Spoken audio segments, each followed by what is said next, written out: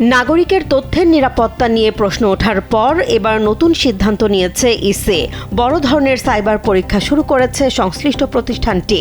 সম্প্রতি একটি প্রতিবেদনে অভিযোগ ওঠে, ভোটারদের তথ্য ব্যবস্থাপনায় ব্যবহৃত একটি অ্যাপের মাধ্যমে প্রয়োজনের তুলনায় বেশি নাগরিক তথ্য একটি বেসরকারি প্রতিষ্ঠানের কাছে যাওয়ার সুযোগ তৈরি হয়েছিল। এরপরই এনআইডি সিস্টেমের নিরাপত্তা নিয়ে নতুন করে আলোচনা শুরু হয়। দুই বেলা খাবি ফ্যান্টাস্টিক নিমক হালাল সল্টেড বিস্কুট। এ পরিস্থিতিতে জাতীয় পরিচয় নিবন্ধন অনুবিভাগের আইটি সিস্টেমে আইটি অডিট এবং vulnerability assessment and penetration test বা ভিএপিটি করার সিদ্ধান্ত নিয়েছে নির্বাচন কমিশন।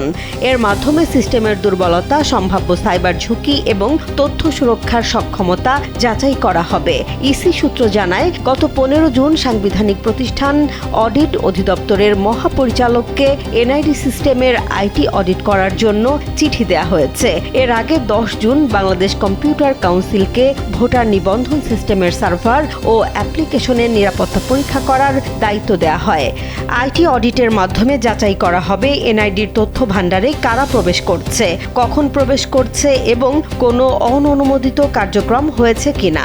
পাশাপাশি সিস্টেমে কোনো সমস্যা হলে তথ্য পুনরুদ্ধারের প্রস্তুতি কতটা রয়েছে সেটিও পরীক্ষা করা হবে।